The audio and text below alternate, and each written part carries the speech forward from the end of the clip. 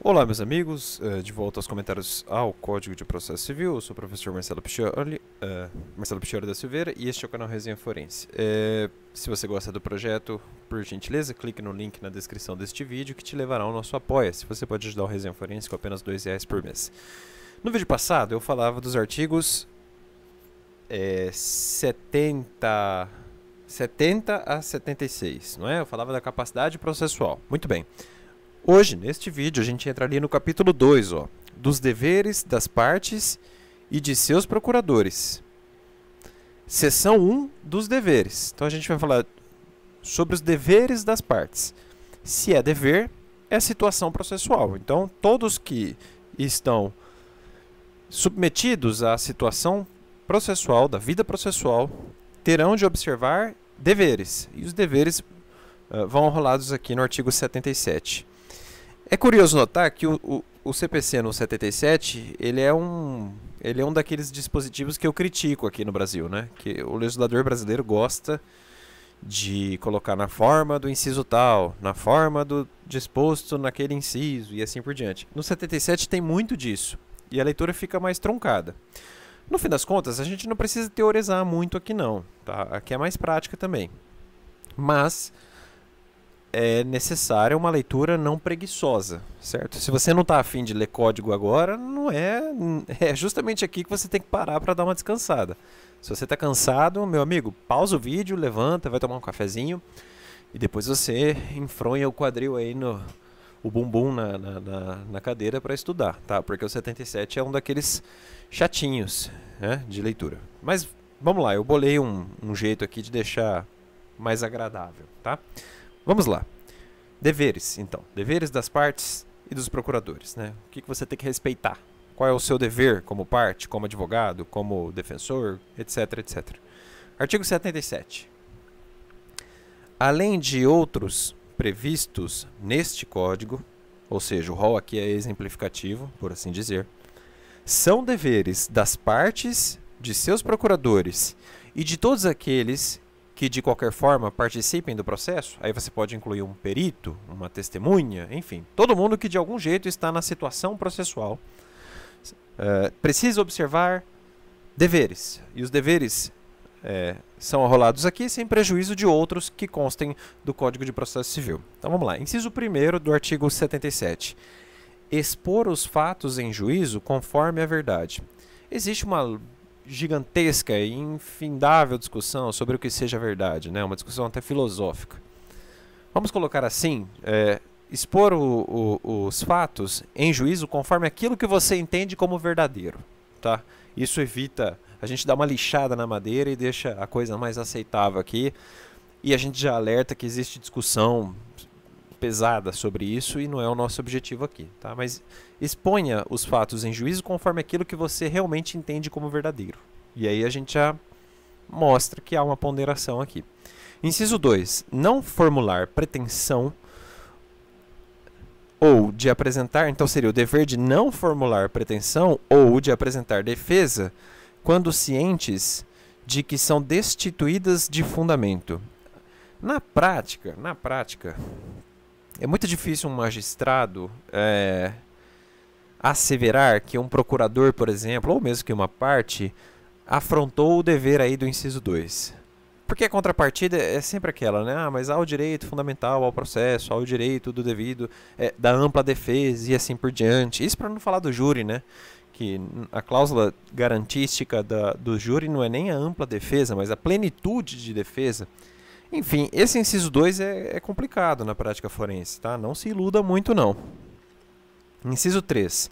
Não produzir provas e não praticar atos inúteis ou desnecessários à declaração ou à defesa do direito. Ok. Inciso 4. Cumprir com exatidão as decisões jurisdicionais de natureza provisória ou final e não criar embaraços à sua efetivação. Eu vou pedir uma gentileza do aluno. No inciso 4º, que eu acabei de ler, no inciso 4 do artigo 77, coloca um asterisco ou grifa com algum grifa-texto assim, amarelo, qualquer cor, da sua preferência, mas já destaca o inciso 4º. Já vou explicar por quê, tá? Pode grifar ele inteiro, enfim, destaca, tá bom? Só o quarto. Já já vou explicar por quê. E por enquanto, só o quarto. Inciso 5. Declinar no primeiro momento em que... declinar no primeiro momento que lhes couber falar nos autos, o endereço residencial ou profissional onde receberão intimações, atualizando essa informação sempre que ocorrer qualquer modificação temporária ou definitiva. Ok? Inciso 6. Não praticar inovação ilegal no estado de fato de bem ou direito litigioso. Então, imaginem vocês uma perícia sobre uma coisa móvel. Há necessidade de preservá-la para vislumbrá-la futuramente na perícia, tal como ela está, para que não haja um desvirtuamento do resultado final da perícia. Tá? Então é dever das partes e dos envolvidos não manipular a coisa a ser periciada para que prevaleça a tese autoral ou mesmo a tese defensiva, conforme a verdade, né, que chega aos autos. Lembra que eu mandei destacar o inciso 4º? Vocês vão fazer o mesmo neste inciso 6º. Então, o asterisco, a bolinha, não importa o que. Destaca aí o inciso 4º e também o inciso 6º. Tá? Agora eu vou explicar por que eu pedi este destaque pontual. Só o inciso 4º e só o inciso 6º. Não precisa nem destacar todo o dispositivo. Se você já o fez no 4º, faça também no 6º para dar um método visual aí mais claro. Ou pode fazer só no número romano, né? O IV, né? 4, e no VI, 6. Grifa aí. Por que eu pedi isso? Olha só. Aí o parágrafo 1º vem. Nas hipóteses dos incisos 4º e 6º, ou seja, naqueles casos que eu pedi para que vocês destacassem, e eu vou repeti-los. Inciso 4. Cumprir com exatidão as decisões jurisdicionais de natureza provisória ou final e não criar embaraços à sua efetivação. Inciso 6º, não praticar inovação ilegal no estado do fato, ou melhor, no estado de fato do bem, ou melhor, no estado de fato de bem ou direito litigioso, tá? Então, lembra que eu pedi para destacar? Tá aqui, ó, nas hipóteses desses incisos que eu acabei de ler, desses incisos que eu pedi para que vocês destacassem, ou seja, nesses casos, o juiz advertirá qualquer das pessoas mencionadas no caput, ou seja, partes, procuradores e todos aqueles que de alguma forma participem do processo, então ele advertirá qualquer um, né, na prática, de que sua conduta poderá ser punida como ato atentatório à dignidade da justiça. Então, há mais seriedade, por assim dizer, nos incisos 4 e 6, que eu pedi para que vocês destacassem. Mas não é só. Olha só o parágrafo 2º. A violação ao disposto nos incisos 4 e 6, mais uma vez, aqueles que eu pedi para que vocês destacassem, constitui ato atentatório à dignidade da justiça, devendo o juiz, sem prejuízo das sanções criminais, civis e processuais cabíveis, aplicar ao responsável multa de até 20% do valor da causa, de acordo com a gravidade da conduta. Mais uma vez, aqueles incisos que eu pedi para que vocês destacassem, ganham importância aqui, ou melhor, ganham, no plural, importância aqui. Aqueles que eu pedi para que vocês destacassem. O que mostra uma preocupação processual com tais deveres. Aqui nós temos um desvalor da ação e também do resultado mais acentuados, tá? E agora eu vou fazer uma coisa rara. Eu vou dar um salto, tá? É difícil fazer isso aqui, mas eu vou dar um salto para o parágrafo 7º, tá? E de novo vai ganhar sentido isso que eu pedi para que vocês destacassem, ó. Reconhecida a violação ao disposto no inciso 6º, que foi o segundo destacado, ou seja, reconhecida a infração ao dever de não praticar inovação legal no estado de fato de bem ou direito litigioso, só no inciso 6 desta vez, diz o parágrafo 7º, o juiz determinará o restabelecimento do estado anterior, podendo ainda proibir a parte de falar nos autos até a purgação do atentado, sem prejuízo da aplicação do parágrafo 2º que eu já li com vocês, ou seja, sem prejuízo daquela multa de até 20% do valor da causa. Salvo engano, o professor Araquém de Assis defende a inconstitucionalidade do parágrafo 7º. Ele diz que seria uma sanção exagerada, tá? Para a parte, né? Você impedi-la de falar nos autos. Isso violaria, por exemplo, o direito de petição, tá? Há discussão doutrinária, portanto. Eu nunca vi nenhuma manifestação dos tribunais superiores a respeito disso, até porque não é todo dia que acontece violação a tais deveres e não é todo dia que o juiz aplica esse tipo de sanção. É bem drástico, tá?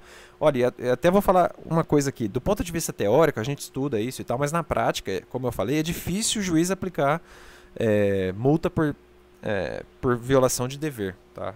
Os juízes são mais ponderados e eles evitam qualquer tipo de conflito, tá? A postura do juiz geralmente é mais serena e ele não é difícil ele criar embaraço, discussão, então ele vai tentar resolver o problema e isso aqui é a última ratio mesmo. Mas o parágrafo 7º diz isso aí que eu falei para vocês e ele menciona só o inciso 6º, tá? Então eu já li com vocês os parágrafos 1º, 2º e 7º. Parágrafos 1º e 2º envolvem os incisos 4 e 6 que eu pedi para que vocês destacassem. E o parágrafo 7º envolve só o inciso 6, igualmente destacado anteriormente, como eu pedi também. Fica mais fácil ler assim, né? Mas vejam que o código gosta disso. Lei brasileira é assim, né? Ok. Parágrafo 3º agora. Voltando lá do 7º para o parágrafo 3º.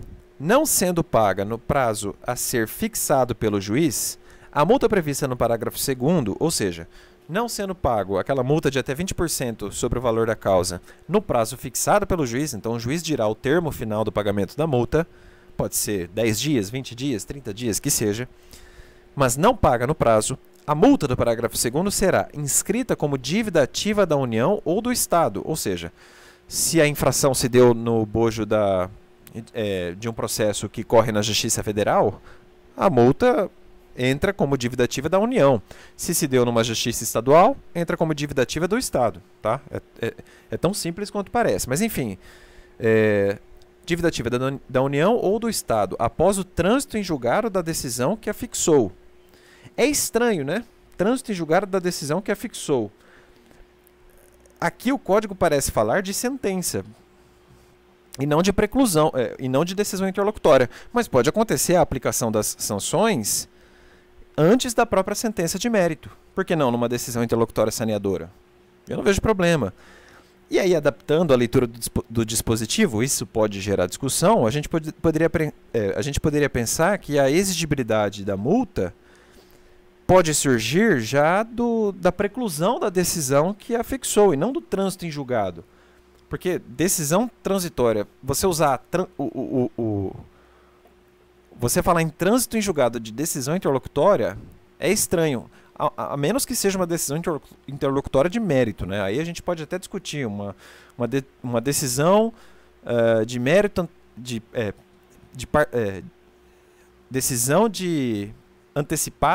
decisão antecipada parcial de mérito. Desculpa, eu travei aqui. Nesse caso, a gente até poderia pensar em coisa julgada, digamos assim.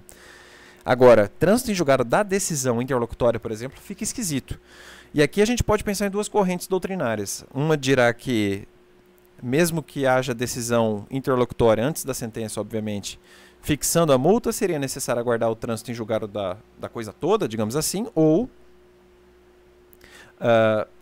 em havendo aplicação de multa numa decisão interlocutória, bastaria esperar a preclusão, não é? Pode haver discussão. Mas, enfim, será inscrito como dívida ativa, tirante essa discussão, e sua execução observará o procedimento da execução fiscal, Lei 6.830, certo? É a LEF. Revertendo-se aos fundos previstos no artigo 97. Não precisa ir lá no código ler o 97. Aqui você pode puxar uma seta e colocar fundos de modernização do Poder Judiciário. Tá? Cada estado tem e eles até são conhecidos como com siglas, né? Aqui no Paraná tem um fundo, eu não me lembro agora a sigla que o designa, mas enfim, são os fundos de modernização. Certo? Ok, parágrafo 4º. A multa estabelecida no parágrafo 2º, de novo, falando daquela multa, poderá ser fixada independentemente da incidência das previstas nos artigos 523, parágrafo 1º e 536, parágrafo 1º. Não precisa abrir o código lá atrás, eu já falo o que é. O 523, parágrafo 1º, regula aquela multa do não pagamento voluntário do cumprimento de sentença por quantia certa. É uma multa de 10%. E o parágrafo e o 536, parágrafo 1º, traz aquela multa do não cumprimento da obrigação de fazer ou de não fazer, tá? Então, aqui o código está falando no parágrafo 4º do artigo 77 que não há bis in idem, por assim dizer, na multa do parágrafo 2º do 77, que é de até 20%, com as multas do 523, parágrafo 1º, ou mesmo do 536, parágrafo 1º, conforme o caso. Então a gente poderia pensar até numa, imagine, 20% mais 10%, 30%. Não há problema nenhum, segundo o código, não há bis in idem. É o que ele está falando aqui. Parágrafo 5º. Quando o valor da causa for irrisório ou inestimável, a multa prevista no parágrafo 2º, que era de até 20% sobre o valor da causa, poderá ser fixada em até 10 vezes o valor do salário mínimo. Então, imagine, valor de causa de R$500. Se a gente pensar em 20% de R$500, a multa pode ser irrisória diante da magnitude do ato que atenta contra o dever das partes ou procuradores. E aí o código resolve o problema. Olha, sendo irrisório a base de cálculo, sendo irrisório o valor da causa, então o juiz poderá fixá-la, ou melhor, poderá fixar a multa em até 10 vezes o valor do salário mínimo. Aí a multa já fica um pouco mais pesada, né? 10 salários hoje dá R$10.000. Fica razoável. Parágrafo 6º. Aos advogados públicos ou privados e aos membros da Defensoria Pública e do Ministério Público não se aplica o disposto nos parágrafos 2º a 5º. Então, essa história aí de multa, de afronta aos incisos 4º e 6º, multa de até 20% sobre o valor da causa ou 10 salários caso o valor da causa seja irrisório, enfim. Isso aí não abrange advogados públicos, advogados privados, membros da Defensoria Pública e membros do Ministério Público. Nestes casos, diz o código, o juiz deverá, ou melhor, nestes casos, a eventual responsabilidade disciplinar de cada um dos envolvidos deverá ser apurada pelo respectivo órgão de classe ou corregedoria ao qual o juiz oficiará. Então, o juiz, por exemplo, o promotor de justiça afronta os deveres dos incisos 4º ou 6º do artigo 77. O juiz não aplica a multa de até 20% sobre o valor da causa. Neste caso, o juiz envia um ofício à corregedoria ministerial, tá? E aí ela apura a afronta aos deveres funcionais do promotor de justiça. O parágrafo 7º eu já li com vocês, que era aquele do inciso só, ou melhor, que era só do inciso 6º, tá? Então, eu vou me dar o luxo aqui de poder pulá-lo. Parágrafo 8º. O representante judicial da parte não pode ser compelido a cumprir decisão em seu lugar. Faz todo sentido, né? Aqui é até uma regra de intranscendência das sanções. Se o cliente do sujeito, por exemplo, pratica inovação legal no estado de fato de bem ou direito litigioso, é a parte que tem que arcar com a multa de até 20%. A gente não pode imputar a responsabilidade ao seu advogado que nada fez. Tá? Parágrafo 8º é bem claro aqui e faz todo sentido também. Artigo 78 agora. É vedado às partes, a seus procuradores, aos juízes, aos membros do MP e da DP e a qualquer pessoa que participe do processo empregar expressões ofensivas nos escritos apresentados. Não dá para escrever uma petição colocando palavrão, xingando todo mundo. Não dá. Há cordialidade no processo, pelo amor de Deus. Parágrafo 1º. Se isso acontecer, né, por incrível que pareça, quando expressões ou condutas ofensivas forem manifestadas oral ou presencialmente, o juiz advertirá o ofensor de que não as deve usar ou repetir, sob pena de lhe ser cassada a palavra. Eu já vi isso acontecendo na prática. O sujeito se estressou lá e xingou o outro colega de filho da puta. E o juiz ameaçou justamente disso. Olha, eu vou cassar a sua palavra. Abaixa o tom. Parágrafo 2º. De ofício ou a requerimento do ofendido, o juiz determinará que as expressões ofensivas sejam riscadas e, a requerimento do ofendido, determinará a expedição de certidão com inteiro teor das expressões ofensivas e a colocará à disposição da parte interessada. Sabe para que serve isso, a certidão? Para buscar a pretensão indenizatória, né? O cara te xinga na audiência de filho da puta, como o exemplo que eu dei aí. Juiz, certifique o fato. Eu vou processá-lo e eu quero provar a péssima atitude do colega para que ele me indenize em juízo, tá? Por um dano moral, enfim, certo? Por afronta à reputação e assim por diante. Agora, aqui surge uma questão prática interessante, né? Como é que a gente vai riscar uma expressão ofensiva no processo eletrônico? Uma saída, por exemplo, é abrir o PDF e colocar uma tarja preta só sobre os caracteres que trazem a ofensa.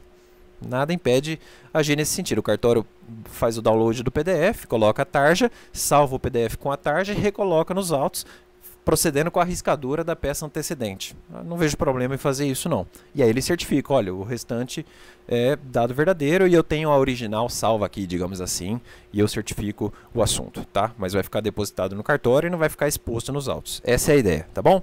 O importante é tirar tudo que for ofensivo. E assim a gente termina a discussão aqui dos artigos 77 e 78. No próximo vídeo eu vou debater com vocês já o começo ali do artigo, ou melhor, já a seção 2, né, da responsabilidade das partes por dano processual. A gente vai estudar a responsabilidade civil processual, né, artigos 79 a 81, tá bom? Mas isso só no próximo vídeo. Até mais, amigos. Tchau.